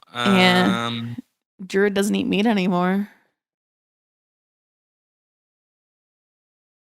I definitely do. Bread sandwich. Just bread and butter. Slice of bread. All I get in my ration pack. A slice of bread. 2 slices of bread with a slice of bread in the middle. That's my favorite sandwich. 2 slices of bread with a thin slice of melon. To remind me that things are tough. Oh my god. Yeah, no, I mean, like, if I'm gonna go get a sandwich out somewhere, I'm like a spicy Italian gal. But if I'm making that shit at home, like, I'll fucking do like a grilled cheese or something. Oh yeah, too. Grilled cheese. Like, how do you do your grilled cheese? Do you just throw like some cheddar cheese on there or something, or? I mean, I grew up where you did the 1, maybe 2 slices of American cheese. Now I'm like, I'll throw whatever kind of cheese, and I might put like some pepperoni, or I might put like a lunch meat in there. But I don't get super duper crazy with like grilled cheeses or anything anymore. I do love me some bacon on a grilled cheese, though. Oh yeah, that's good. Fuck my shit up. I like mozzarella. I like Ooh. mozzarella on mine. Put some of that in there. That slice of American cheddar. Sprinkle you some mozzarella. Put it in between some provolone. Ooh. Cut it in half. God damn it. Sounds so fucking good. I'd like to thank Martin Scorsese for joining the podcast. Yeah. Please stop talking so dirty. God damn. I like the mozzarella, provolone. Is it me or is it getting hot in here? Did you want your sandwich toasted? Oh, he's doing his Batman voice. I can't wait. Where are the other drugs going? I can't wait to get a message from Toaster being all like, God damn it. Now I want all the grilled cheeses. Yeah. Yeah, I mean, I think that fucking sold it, man. Yeah. No. Are we ready to move on to our next one? I think so. Because it gets there. Some of these next ones get a little philosophical. Okay. From speaking of Toasty, from ADHD Toaster, what do you feel the most at home doing? Mrs. Knowledge. I knew it. Fucking knew it. That's a solid answer right there. I was gonna say I knew it's either gonna be jerking off or Oh well, I'm sorry I've become so predictable. I'm gonna say landscape gardening. Oh. The most at home doing. Probably leaving a pie to cool on the window. Feel pretty at home doing that. Yeah. Just being naked. I mean, fair. Skin man. Yeah. Skin man. Fuck. Just sitting here in my leather chair. Yeah. Just feeling the contours of the layer against my chapped ass. Ooh. Yes. He's getting so like. I'm gonna need a timeout. Oh fuck. I mean, I don't know. I feel like, not to sound cheesy, but like stuff like this where I just sit and I fucking talk to people and get to know people.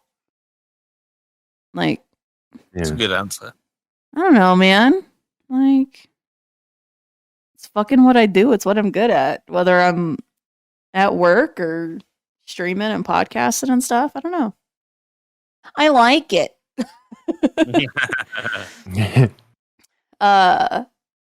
We're gonna get into so here's a question from Xenos. What is one song you sing when you're alone that you would never sing in public, aka a guilty pleasure song? 9/11, 9/11, what went down with Building 7? You've already admitted to singing it in public, so. Yeah, I know. Apart from that, aside from 9/11, what went down with Building 7? I mean, that's a pretty hard one to admit already. Yeah. Gonna have to say, In the Navy by what are they called again? In the Navy, you could find a better man. Oh fuck! Who? Oh, what are they called now? The Village People. The Village People, yeah. More famous for YMCA. The YMCA. Uh-huh. Yeah. So, yeah. Not guilty really that I'm like singing a deeper cut. Right. In the Navy. I was playing it just earlier. Oh, yeah. I love that. Trying to think, what's a guilty pleasure song? I don't really sing, so I'll come with a second one. Blue. You know, I'm blue. Da ba dee ba ba da. Eh, I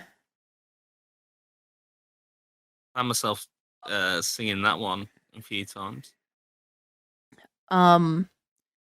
there's a specific cover of trying to figure out who covered it. myself, like I don't really listen to words and songs. Like I do, but I don't. For me, with music, it's usually just like the beat is the main thing that I'm paying attention to. Yeah. So like a lot of songs, I'll just like the instrumental songs. Like I'm really down with those because I've heard a lot of songs start with like a really great beat, and I'm feeling I was like, yeah, this is going to be a good song. Then the singer comes in, and just their voice ruins it. It's like the song's great, the music's good, but the singer's bad. Mm. And That's my entire recorded output you're talking about there, buddy. but it's not what the singer's saying, it's their voice, you know, how they're blending in with the music. Mm. So like words, I don't know if I know more than 5 or 6 words of any song outside of Happy Birthday. I could not right now just start singing a song that I've heard in my life. Like I could sing a little section of it, and that would be it. Jeez. Yeah. Oh, fair play. So you're like Hans Zimmer. Yeah. Duel of Fates. Oh, ho, ho, ho, ho, ho, ho, ho, ho, ho. Exactly. That was a cough. Blah, blah, blah. That's how I hear that happen. Is you get like a sneeze fit, and his little baton was going up and down. And he's like, "Tit, tit, tit, tit." I've got a bad feeling about this, master. Yeah.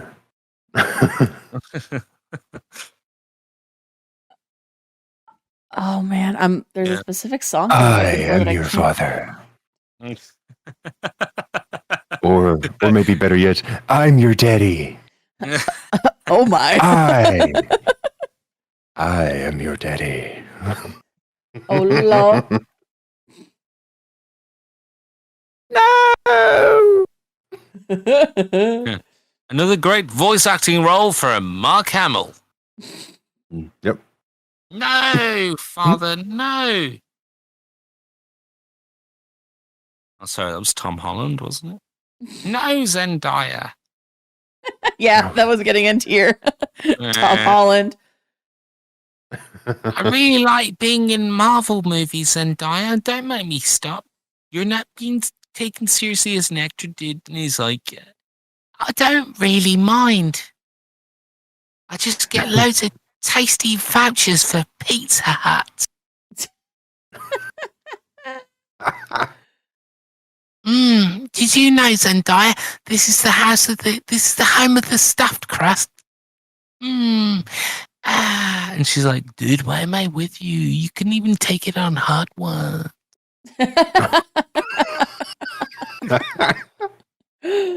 Oh. Boys don't cry, men do, Zendaya, and that's why I cried on hot ones.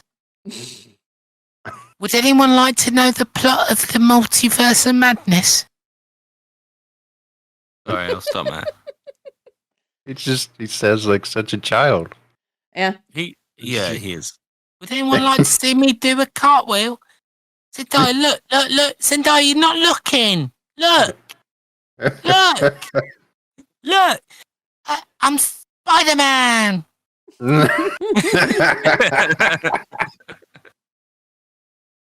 That's him. Yeah, got him down. What can I say? Yeah, I'll take him in the octagon. Sure.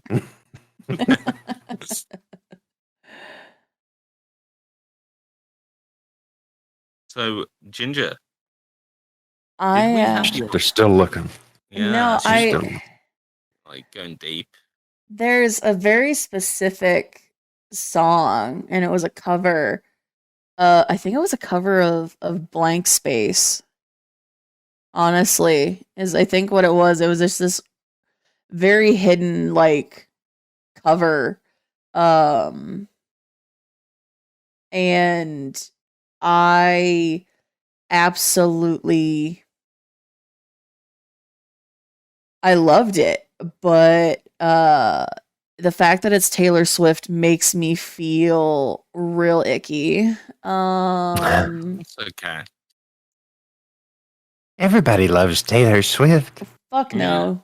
Shoot me in the face. Tay-Tay's actually the first song on my Zune player. No. Oh God. Spider-Man. Nope. I'm good. Thanks. But yeah, I anything Go to your that room, was- Tall Holloman. anything on a Punk Goes Pop album, like really, because I fucking go hard when I really enjoy a song like that. But like songs like that, I go way harder than I need to. So like Punk Goes Crunk, like anything like that, I'm fucking sold on. And like Punk Goes Crunk, yeah, bet anything Punk Goes Pop. No, I hate it. I hate it. Since you've been gone, yeah. Ugh, Oh, fuck off. yeah. But you go for a bit of Punk Goes Crunk. I mean, listen, Mm. What's that even mean? it's all fucking rap music, man. I'll fucking throw down with some Punk Goes Crunk. I don't give a shit. Yeah, it's nothing like taking the flow out of rap music. Dude, it There all you go. actually sounds really fucking good. Like, listen, I'm not gonna defend it any more than that, but Yeah, Ginger's just like, it's just mom spaghetti. She's like, yes. that's not how that is spelled. Oh my god. So, but like, There's been very few kinds of musics that I don't much like, but I don't know. Punk Goes Crunk. I'll have to look into that. so Yeah. like, say I was anything. I was offended to find out it had nothing to do with Emperor's New Groove. Yes, I can imagine. Like, David Spade doing rap riffs. Joe Dirt himself revealing the filth. Yep. All Time Low covering Umbrella by Rihanna. Say Anything covering Old Dirty Bastard, Got Your Money. Like, My American Heart covering California Love. Like, Gin and Juice covered by Hot Rod Circuit. Like, I'm definitely not mad about it. Okay. I dig it. You are pronounced guilty. Yep. Have anybody ever heard of David Allan Coe? Yes. Okay, that would probably be some of his songs would probably be my guilty. 'Cause I can fuck with that. I've been dipping back into more kind of country bluesy stuff recently, which is This is like his. It's just like wild, weird kind of songs. Like, because country, I'm not like a huge fan of country, but if I had to say a country style, it would be like definitely the older generations of country than the new ones. Because the new ones, like new country, is like weird. It's like its own genre in itself. Like they have punk and rap and all kinds of different stuff. It's strange, but I guess it would be more like folk music Yeah. than like actual country. But this guy, he's just like got some crazy songs, and it's just Yeah. it's funny. It's funny. The words are funny. And They're a little dirty and lewd, though, so I don't know. I don't know if I should name some of them. Well, I mean, what was the one about jacking off, the country song we listened to on air before? Oh, okay, well. Fuck. I don't remember. It was so good, though. Do you remember that?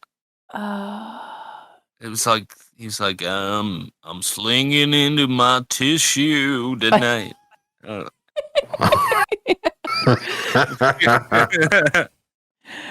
like, I remember what it's called. It was so good. But see, like, when I'm talking about, like, me getting into country, like, I'm talking, like, Orville Peck. Yeah. Like... So it is the rest of the thinking world, right? Yeah. It's... yeah. I like a bit of Merle Haggard. Yes. Yeah. My dad is a Hank Williams, Merle Haggard kind of guy. Awesome. All right, 2 more questions, fellas. 2 more. Another question. Actually, we have 3 because I can't count. Tim asks, if your personality / essence was distilled into a candle, what would it smell like? Ooh. Shit. Not shit. Shit. Moving on. Thank you. Noted in the logs. Let's go down in history. Shit smelled candle. Yeah. Captain's only worst candle known. Jennifer or Gwen Paltrow candle of her snatch. Captain's log to stardate 27909. I find myself comparing to a candle made by Gwyneth Paltrow that smelled like a vagina. That is all. Oh, fuck. Didn't those candles start exploding? And they had to recall them or something? What? Yeah, that's only if you tickle them a little too much. Right. God.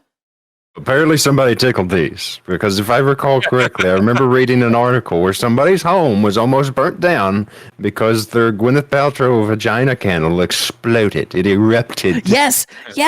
Alleged that the candles explode or suffer catastrophic failure during normal usage because of a design defect and or manufacturing flaw. The plaintiff describes how after burning the candle, which retails for $75 for an estimated 3 hours or less, it became engulfed in high flames. The complaint notes that stories of the upscale exploding candle were widespread across the globe, including, even receiving a write-up in the popular UK newspaper, The Sun.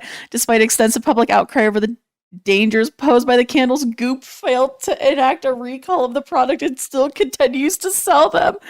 What? Smell this vagina at your own risk. I mean, it is a big fucking risk, so... Right. If it turns into a erupting volcano, then yeah, there's an issue. God. More like, if it doesn't erupt, there's a problem, ladies. Am I right? This just in, Robert Downey Jr.'s home has exploded in what is called, quote-unquote, California forest fire. Los Angeles Fire Department reports claim it was actually from a vagina candle from Gwyneth Paltrow. Downey Jr. had this to say: I went out happy. That was it. That was it. He went out happy. A little too much pepper on that pot. Mm-hmm. Oh, and there we go. Now it's oh my God. I think if my essence was a candle, it would smell like potato chips. Okay. Any particular flavor? Just plain, lightly salted. Lightly salted. Just original flavored. Original flavor. Original potato chips. Like an off-brand, not even Lay's or anything, like just like an off-brand potato chip. Okay. Okay. I love that. The addition of the off-brand has me going, this is exciting. No. Okay. Do you have one that's not shit, Druid? I mean, I could say hibiscus. I mean, that don't actually know. Spicy. sounds very fitting. Yeah. Mine smells like fuck, it's such a hard question to answer. I didn't think I'd be confronted with this one today. Mine smells like weed. I mean, yeah, there's got to be a little bit of weed, maybe a little patchouli in there. Yeah, it smells. It smells like the sound guy at your local venue.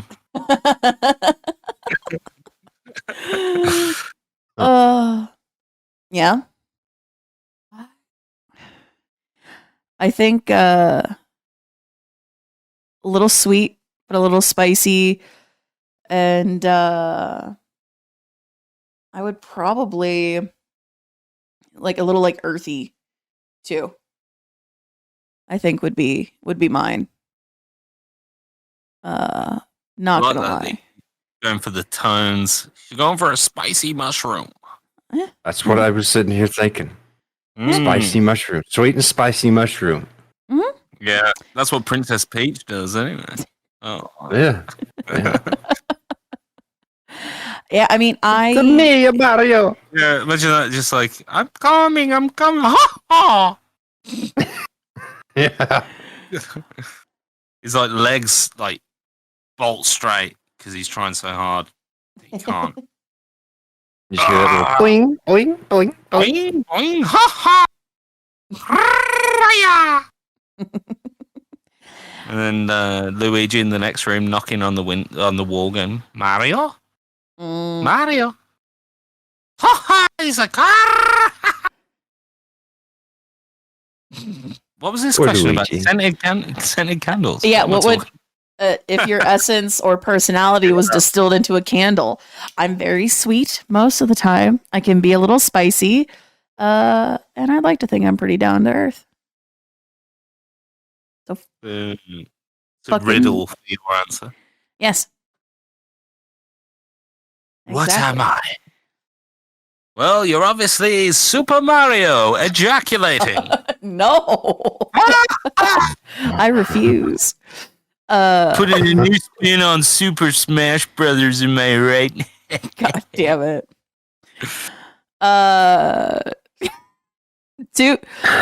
I'll give you guys a philosophical, and then we'll end on something less philosophical. Okay. Who in your I like the life? philosophy. Yeah, from Toaster again. Who in your life has been your number one inspiration? Oh. Hmm. Really, this should be off everyone's fucking tongue, man. This just means we're not very inspired. Oh no, I have an answer. I'm just Oh. waiting. They're waiting their turn. I'm being polite. In the lobby, we've got Ginger Snap 67. Can't wait to get her on air and hear that answer. That's awesome. I actually think mine is Ted Solomons. He's head of the Minnesota Parks and Recreation Board. Damn He it. goes out there and he makes a John God good diggity good go of things. Not a lot happens this side of the seaboard, am I right? But we make it work. Okay, hun? God damn it. Well, here I'll tell you guys my answer. Okay. It would actually be Inspire us. my big brother, and he knows this. We had this conversation during my graduation party, but he in my early life was in my eyes, working on pursuing his dream and doing all of these different things, playing music, and he seemed so like he was enjoying life so much. And that is what I wanted. And he has shaped so much of me as like a teen and an adult in ways that he may not, like ever realize. But he is one of those people in my life that it doesn't matter what the fuck is going on. I know that I could call him and talk to him about something, whether I want to or not is different. But he is an inspiration in reminding me that I can keep doing the shit that I'm doing and having fun and still know that like failure is okay, but like as long as I'm enjoying what I'm doing, it doesn't matter. All the other bullshit can, will happen. You just gotta fucking do what you want and do what makes you happy. And that's really some of the biggest things that my brother kind of inspired in me. And also he kind of shaped my taste in music. I'm not gonna fucking lie. But yeah, no, I mean, he was my number one inspiration for a long time, and he still always kind of has been. I'm just not very vocal about it. That was a good one. How are we going to top that? Listen, I gave y'all chances to answer, and y'all were giving me shit. What am I meant to say in response to that? Like, really... I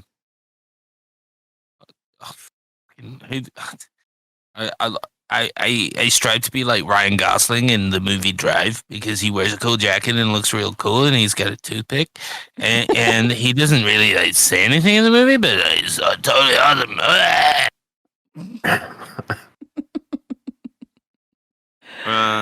In real terms, I don't know. My grandfather's pretty cool. Yeah, he can just like build a garage in like half a day, and he's old as fuck. Hell, that's pretty cool. That's super cool. I mean, like, not applied that into any force in my life in any real way. Yeah, I can build a podcasting empire in a year and a half. Right.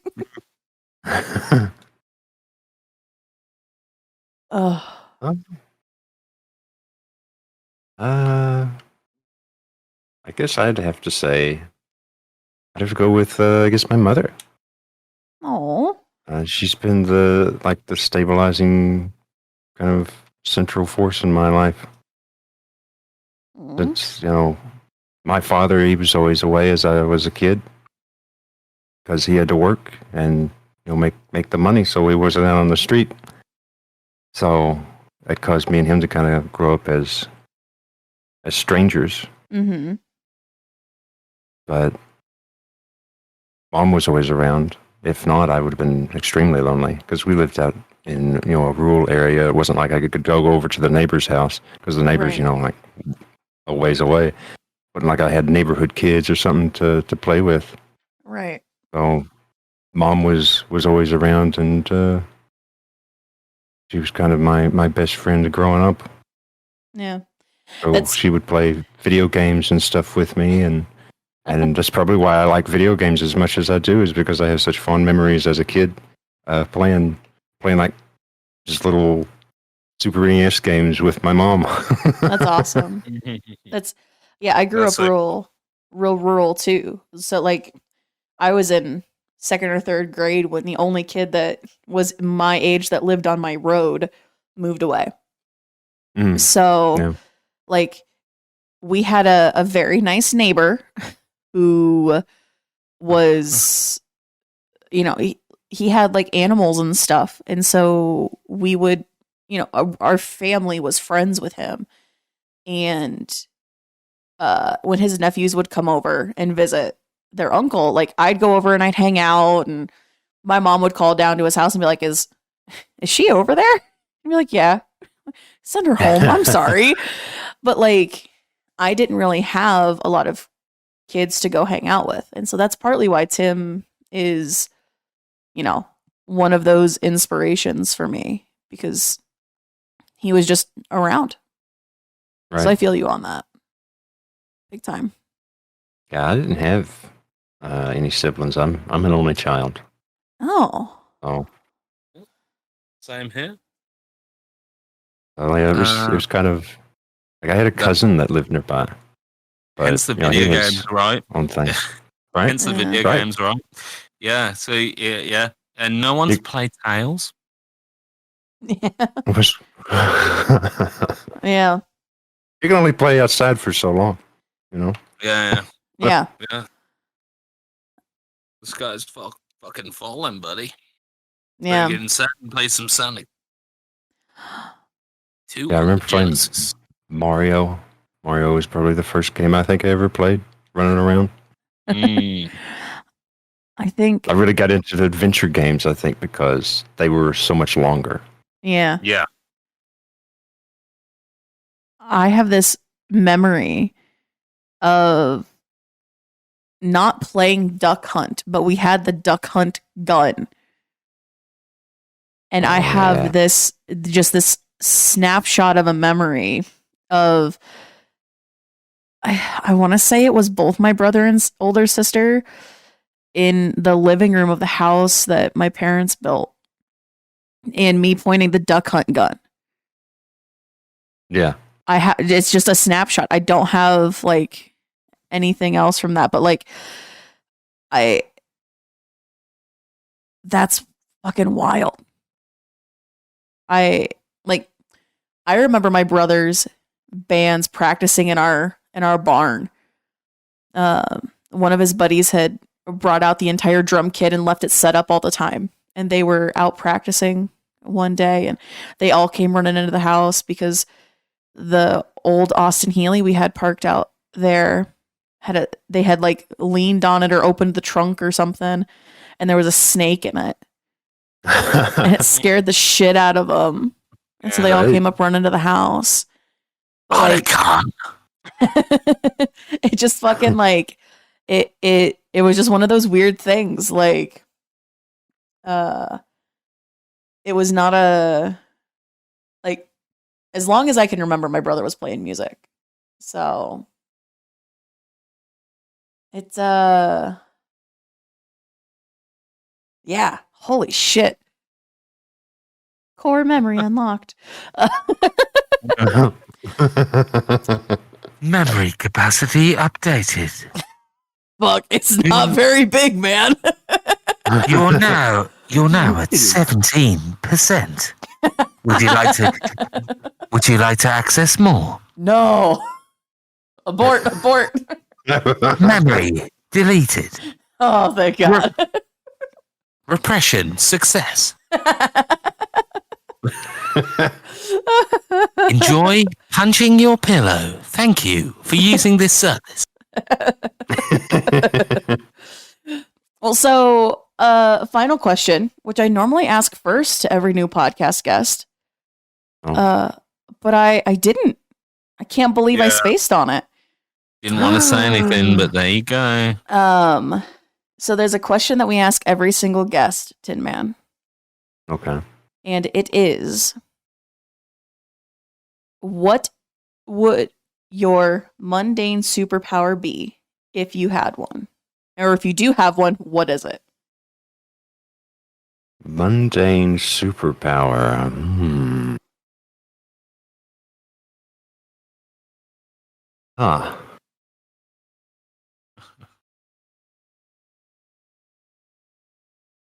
I love flummoxing people with this one. I know. It's so good. I think that I would have to go with being able to lull people into a sense of comfort or relaxation. You already have that superpower, you son of a bitch. Listen to that voice. Oh my God. If I appropriately attune my voice, like I go down really bassy and I add, the softness to it like I am, and I just start talking.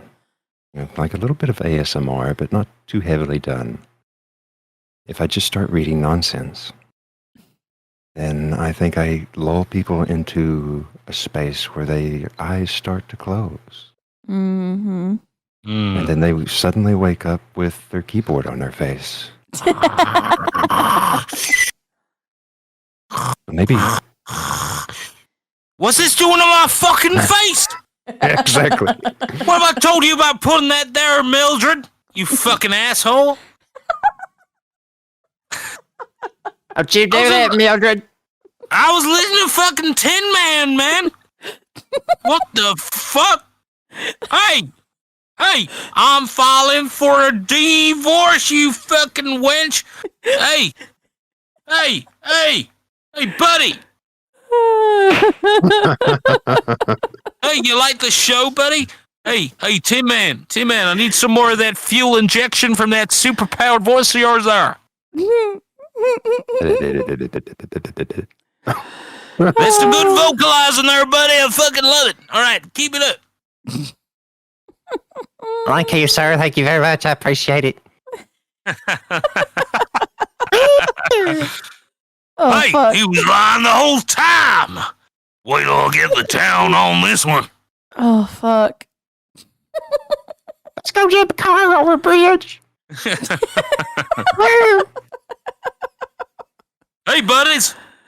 I'm real mad about this one. Why don't we all take to Facebook together? Peddle some misinformation. God damn it.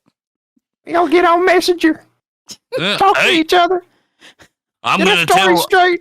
I'm gonna tell Brandine that there's a corporate coup in the White House, and now we're all cooked. God damn it. It's all CNN's fault. Thanks, Tin Man. Look at what you've done with your powers, or so you call them. I can't believe it. All right, meatwad. He said, hey, buddy. I'm sure I'm made of meat, but I sure ain't a wad. I just made a beat. I roll around on the floor. Fucking Aqua Teen Hunger Force, man. That was a good one.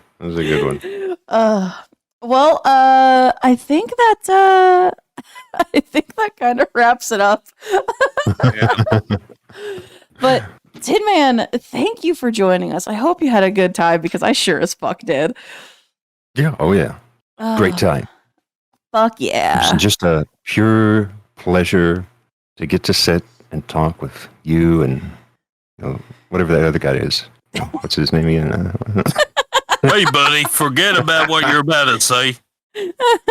Oh, yeah, Druid. Druid, yeah. That guy. That guy. Yeah. Goddamn fucking right.